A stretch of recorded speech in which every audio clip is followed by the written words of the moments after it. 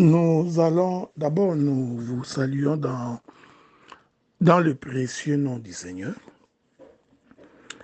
Laisse que la paix de Dieu soit donc votre partage.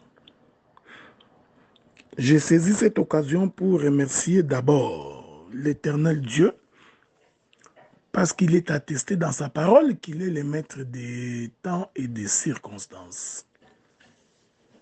Cela veut dire que si une chose se réalise sous le soleil, c'est parce que Dieu l'a permis.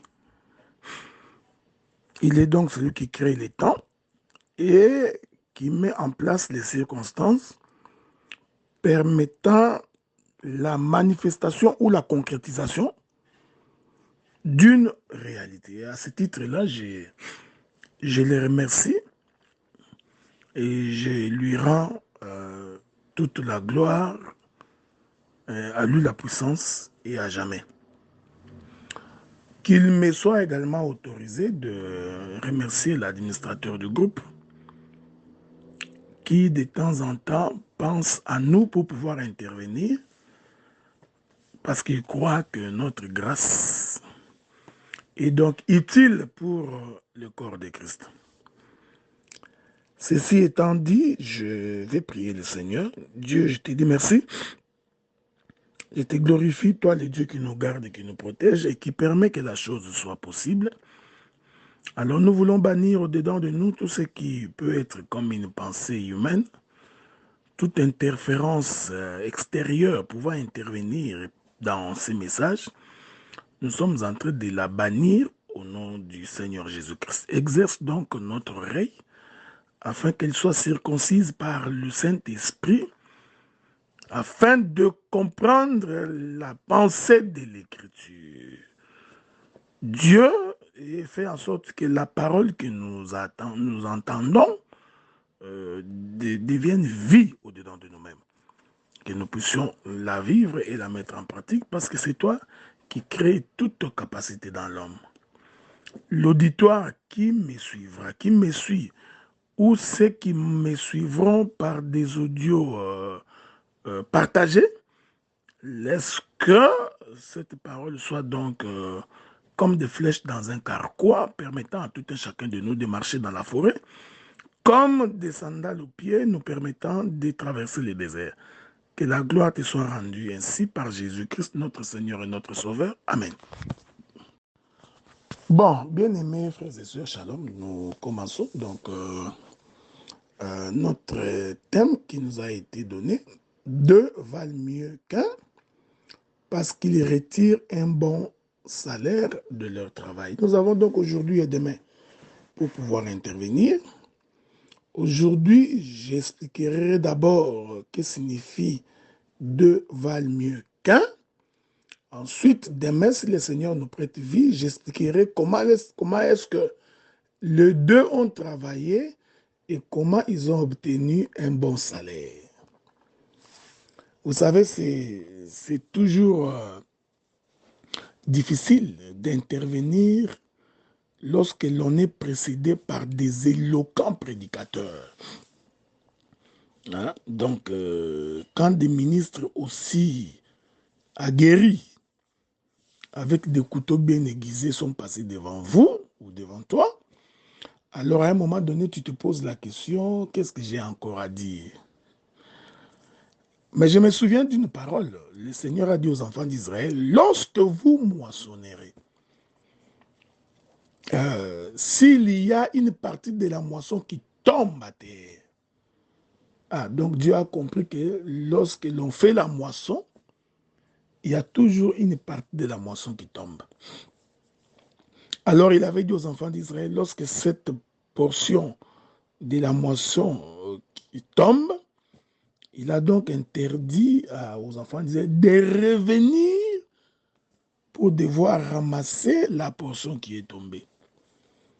Tout simplement pour permettre à ce que les indigents, les pauvres, les étrangers, les malheureux, les veuves, ceux qui n'ont pas de source de revenus, qu'ils viennent donc entrer dans les champs et trouver quelque chose à ramasser. Donc je suis donc ces pauvres-là Je suis cet indigent, ce malheureux, qui rentre dans les champs. Et alors que la moisson s'est déjà faite par des hommes de Dieu aussi considérés aussi respectueux. Mais Dieu soit loué parce qu'il y a toujours une portion à ramasser.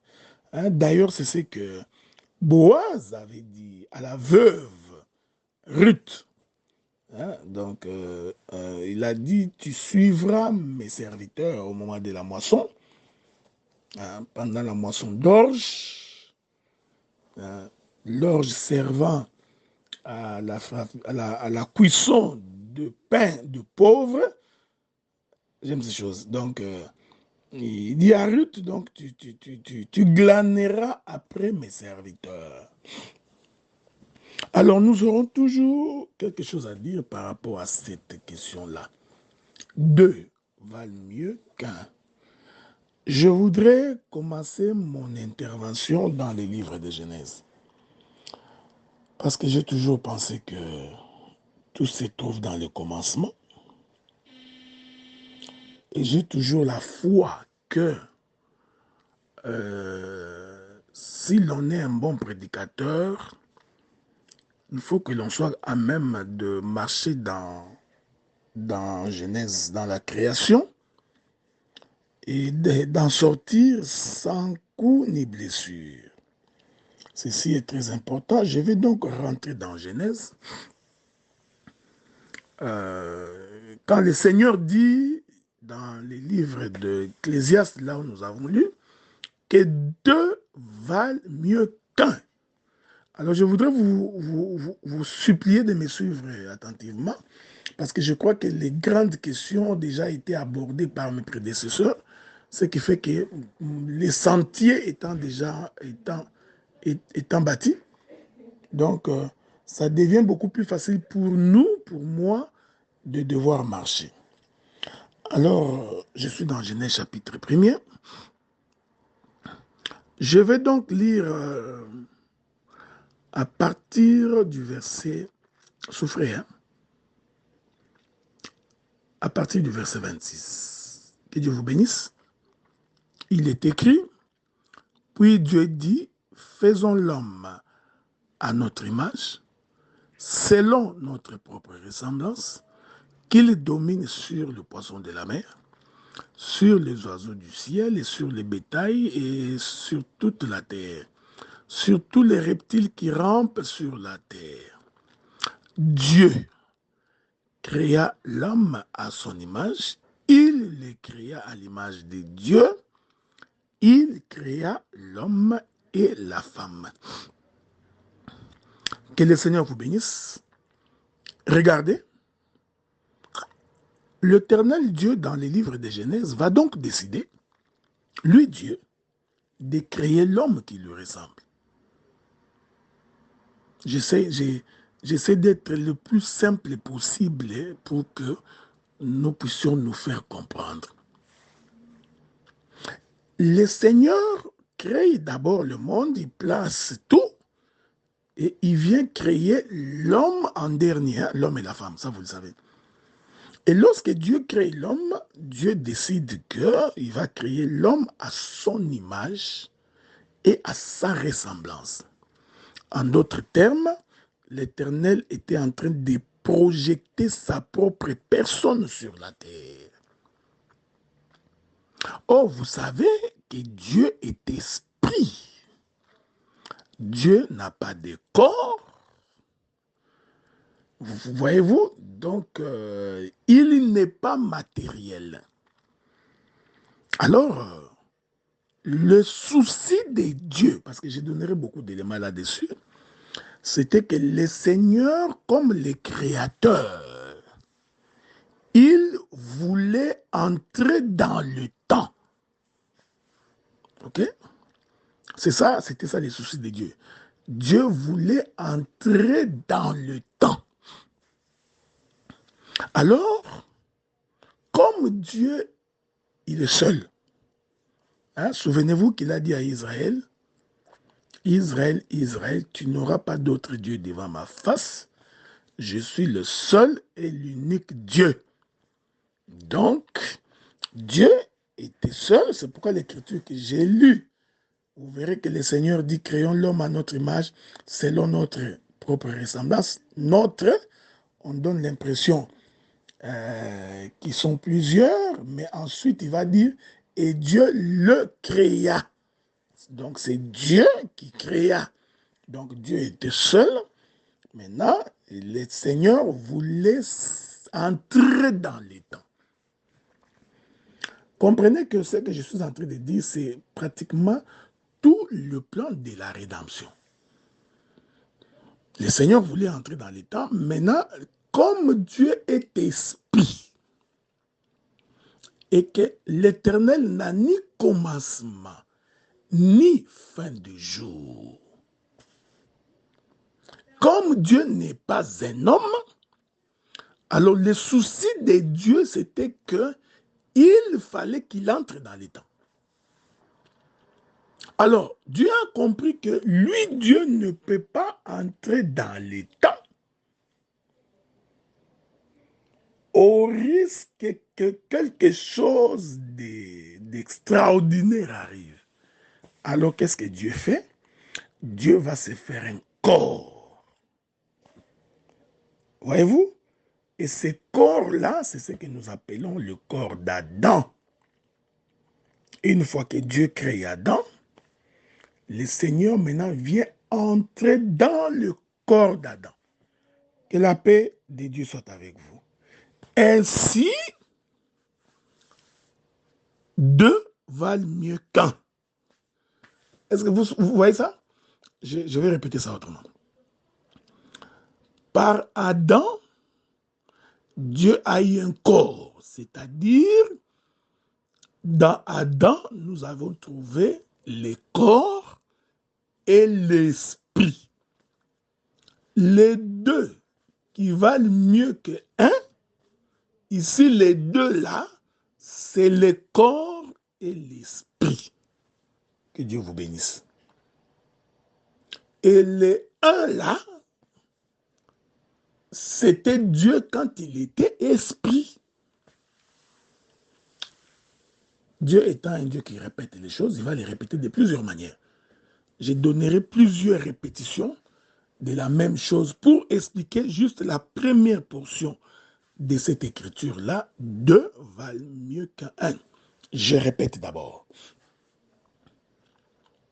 Ici, Dieu voulait entrer dans les temps.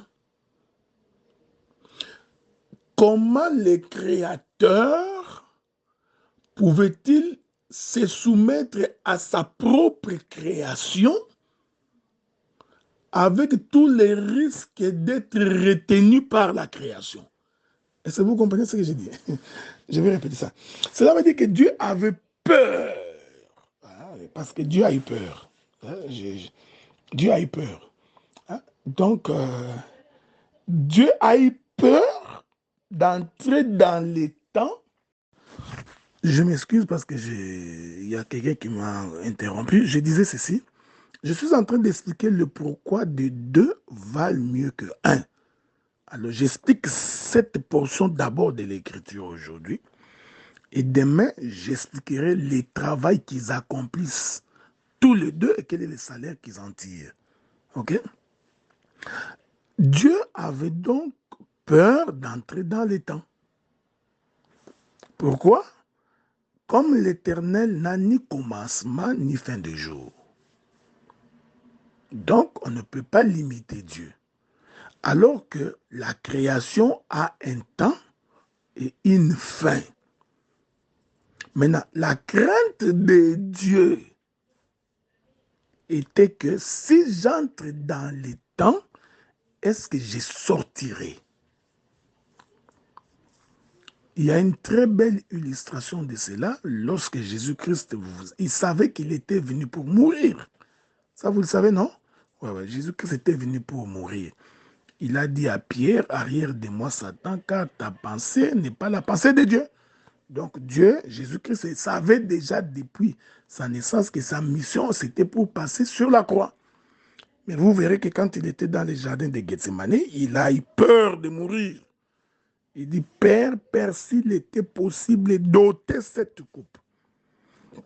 Cette déclaration est révélatrice de la crainte de Dieu depuis le commencement. Je vais répéter ça.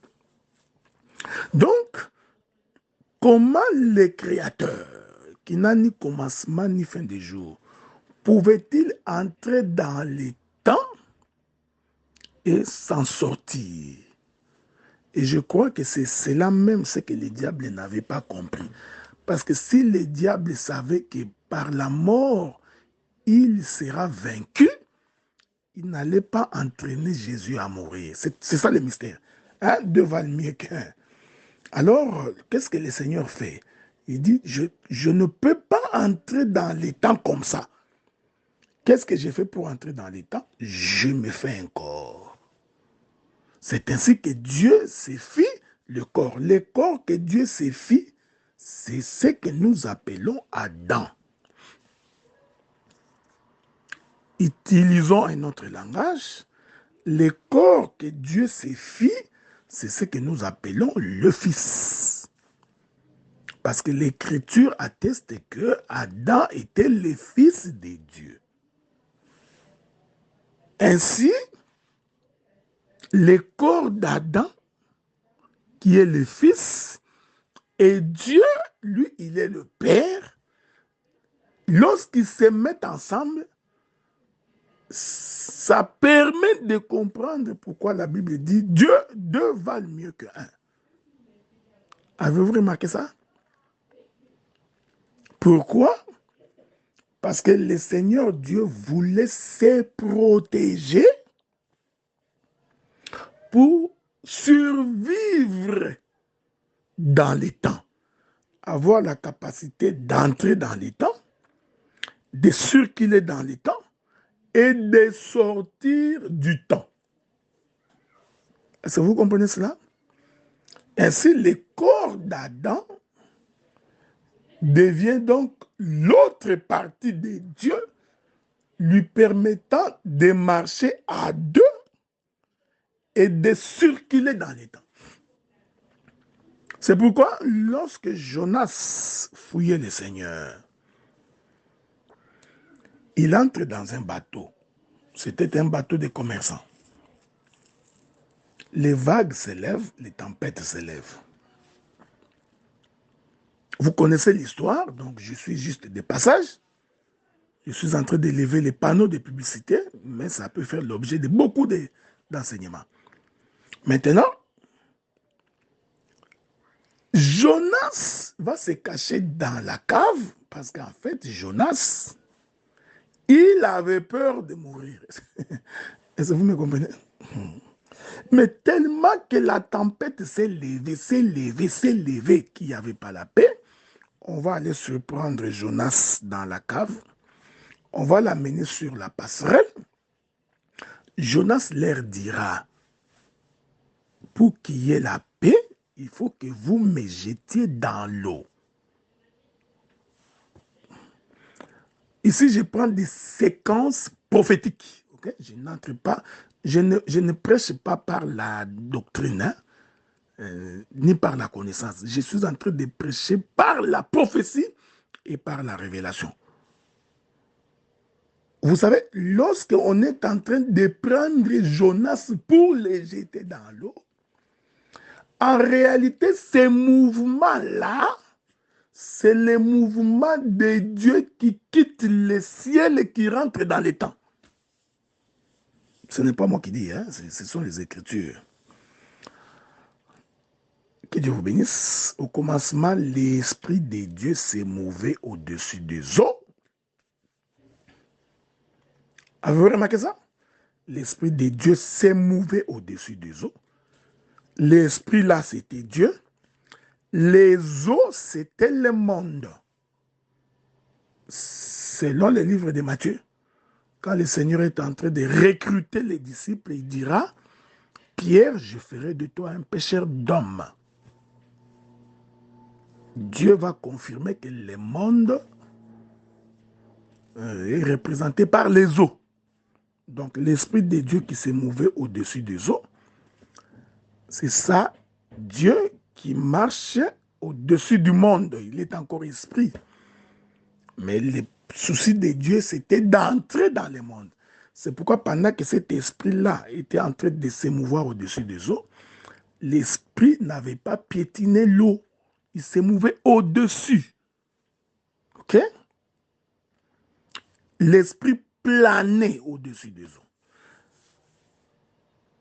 Maintenant, que faire pour entrer dans l'eau, dans le monde, sans que l'esprit ne soit retenu par le monde? Alors, au troisième jour de la création, il fit donc sortir la terre des eaux. Et de cette terre-là, Dieu crée Adam, il souffle, donc l'esprit entre dans un corps. Deux valent mieux qu'un. Ce qui va permettre à l'esprit qui est Dieu entrer dans un corps de circuler dans le monde sans être retenu. Jonas va donc être jeté. C'est le mouvement de Jonas que l'on jette. Voyez-vous? C'est ça, Hébreux chapitre 10. Tu n'as voulu ni sacrifice ni holocauste, tu m'as fait un corps. Voici, je viens. Dans le rouleau du livre, il est question de moi. Que la paix de Dieu soit avec vous. Quand on jette Jonas, si Jonas tombe en tant que tel dans l'eau, la crainte est qu'il ne sait pas s'il va survivre. C'est une façon de parler. Alors, qu'est-ce que Dieu fait? Dieu va envoyer un poisson. Ah, j'ai compris. Le poisson, là, c'est le corps d'Adam. Et le poisson va avaler Jonas. J'aime cet évangile. Hein? C'est Jonas-là qui rentre dans le ventre du poisson. C'est ça le souffle du commencement qui entra dans les narines d'Adam. Dieu vous bénisse. Cet évangile est riche. Quelle diversité. Avez-vous remarqué? Avez-vous remarqué cela? Je répète. Deux valent mieux qu'un. OK? Donc, ça va être toute mon intervention d'aujourd'hui. Mais je vais me répéter de plusieurs manières. Je me répéterai de plusieurs manières. Parce que si tu ne crois pas, si tu ne prêtes pas attention à une manière de parler, alors je parlerai tantôt d'une autre manière pour que tu sois capable de saisir. Donc, c'est Jonas-là qui est en train d'être jeté là. Vous voyez? En fait, c'est l'Esprit, c'est l'Éternel qui sort de l'éternité. On les jette où? Sur les eaux. Or, les eaux, j'ai expliqué qu'elles représentaient le monde. Mais si l'Esprit entre en tant que tel dans le monde, c'était ça la crainte de Dieu, survivra-t-il? Ne sera-t-il pas retenu captif? Alors, pour ne pas être retenu captif, il faut un corps qui est capable de supporter les intempéries du monde. Ce corps-là, c'est les poissons. Avez-vous remarqué ça? Que Dieu vous bénisse, nous continuons. Voilà, deux valent mieux qu'un.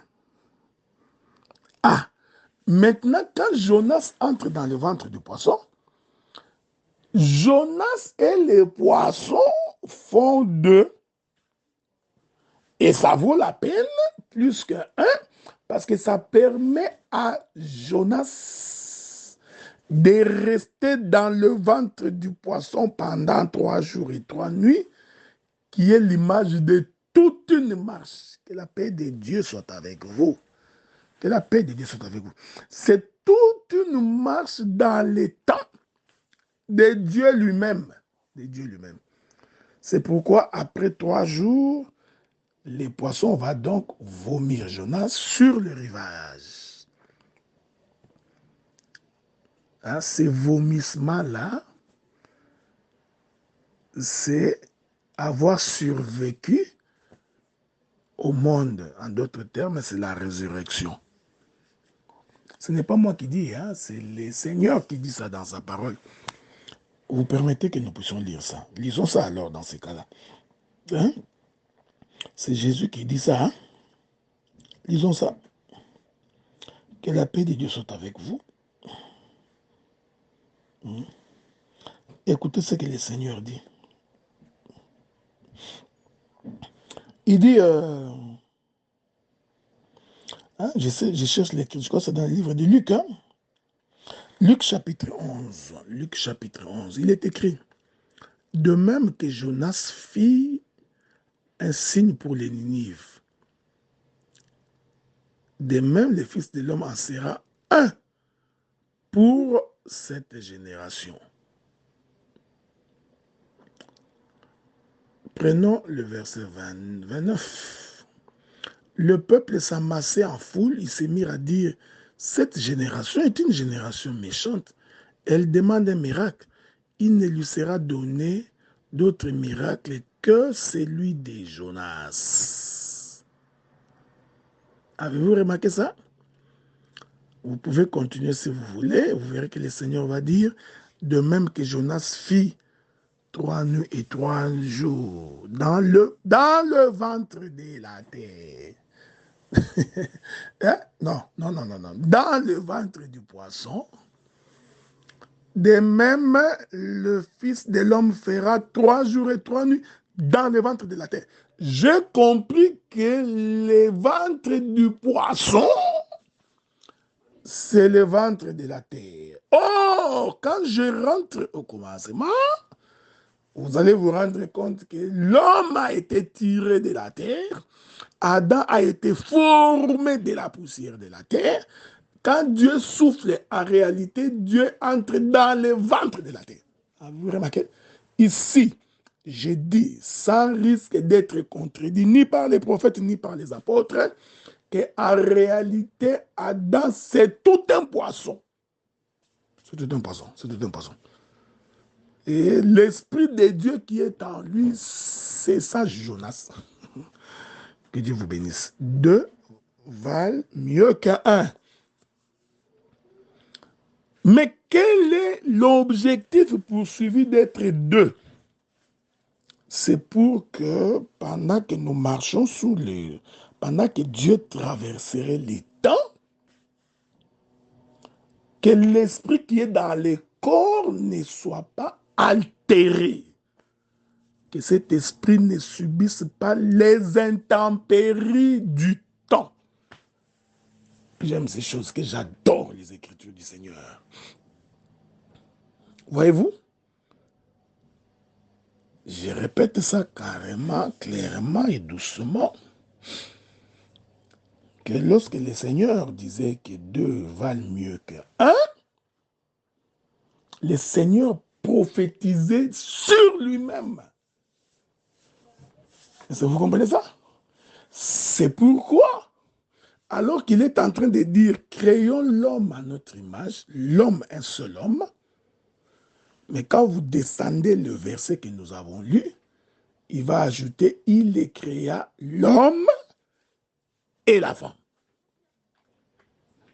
Le Seigneur va répéter le même geste, le même acte, lorsqu'il crée Adam.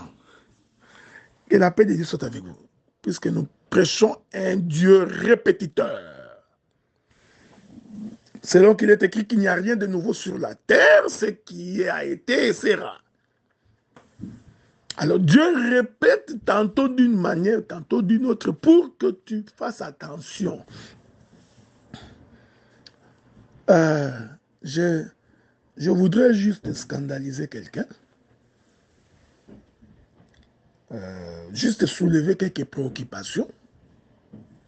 Ok? Vous verrez que même le mariage, Dieu parlait de lui. Hein, le mariage terrestre que nous vivons ici, Dieu en réalité parlait de lui. C'est de lui qu'il était question. C'est pourquoi, pour répéter la même chose, le Seigneur va aussi regarder Adam et le Seigneur va dire, il n'est pas bon que l'homme soit seul. Que Dieu vous bénisse. Il n'est pas bon. Écoutez bien. Il n'est pas bon que l'homme soit seul. En fait, c'est Dieu qui ne voulait pas être seul. Nous lui créerons une aide semblable. Et cette aide semblable-là, vous savez que c'est Ève. En réalité, le corps de Ève, c'était un corps que Adam avait utilisé, j'aime ça, pour marcher dans les temps. Hein? C'est le corps d'Ève qui était exposé aux intempéries du temps. C'est le corps d'Ève qui était exposé au coup du soleil. Tu n'as pas compris? Je vais le dire autrement. C'est le corps d'Ève qui était exposé au péché. Tu as compris, hein? Parce que le Seigneur savait que quand j'entre dans les temps, les péchés s'y trouvent. Et comme Dieu est esprit et qu'il ne voudrait pas que son esprit soit altéré, il s'est choisi un corps pour que ces corps-là puissent porter le péché. C'est ce que j'appelle les intempéries du temps. Voyez-vous, le coup du soleil. Écoutez-moi très bien. Dieu répète ça dans Adam, hein, avec Ève. Hein, il répète ça dans Adam avec Ève. Regardez comment il fait. Regardez comment Dieu fait. Il dit qu'il n'est pas bon que l'homme soit seul. Là, il parle d'Adam. Mais en fait, Dieu répétait ce que lui, Dieu, voulait. Alors, il va faire Ève. C'est pourquoi vous allez remarquer que tout le temps que Adam était seul, le serpent ne s'est jamais présenté pour tenter. Dieu s'était préservé que le serpent ne vienne pas tenter l'esprit. Ici, j'ai dit que Adam, c'est l'esprit de l'Éternel. Est-ce que vous remarquez cela? Hein? J'aime la Bible. Hein? Comment ne pas aimer ce Dieu qui donne? Vous savez, moi, je suis rassuré à 100% que l'évangile que nous portons est le vrai évangile. Ça, je vous dis, frère. Cet évangile-là que nous avons là. Non, non, non, non. Honnêtement, là, on peut voir la richesse qu'il y a dans cet évangile. Il suffit seulement que Dieu t'ouvre les yeux, que tu circules dans les appartements de Salomon, tu diras que c'est merveilleux. J'ai compris pourquoi Paul criait « Oh, profondeur !»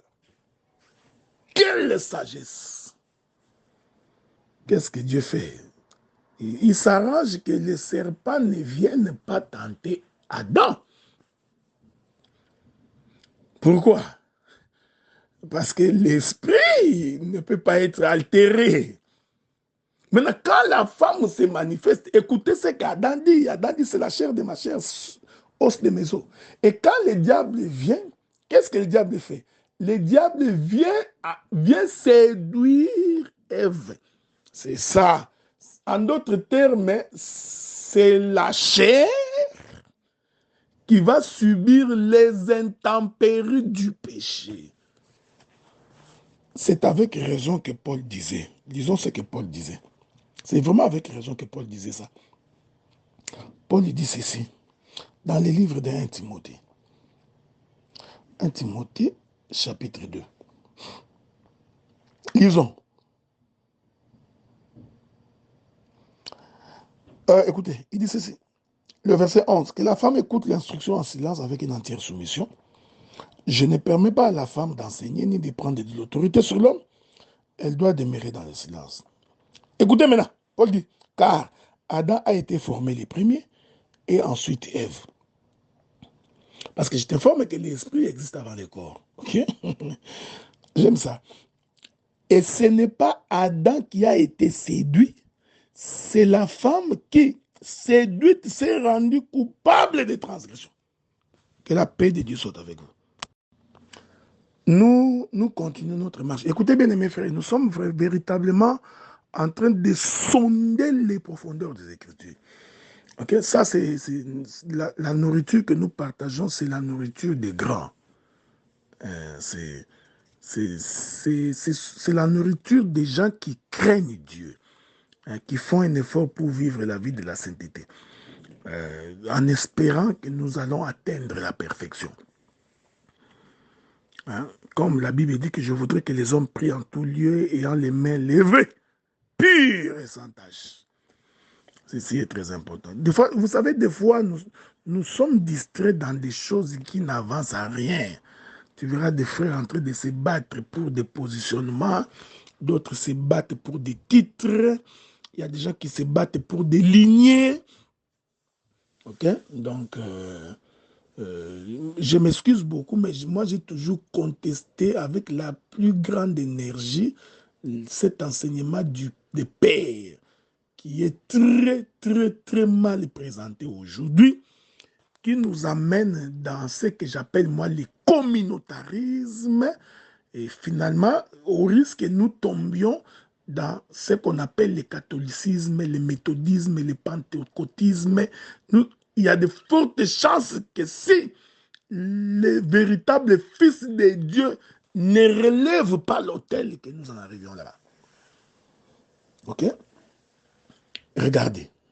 Donc, ici, le Seigneur, Dieu va répéter la même chose avec Adam et Ève. Donc, maintenant, c'est ici que nous comprenons l'écriture. C'est la raison pour laquelle l'homme quittera son père et sa mère, s'attachera à sa femme. Les deux valent mieux qu'un. Hein? Devenons une seule chair. Faites attention, faites attention. Parce que dans le mariage physique, quand l'homme se marie à sa femme, en tout cas, ils ne deviennent pas une seule chair.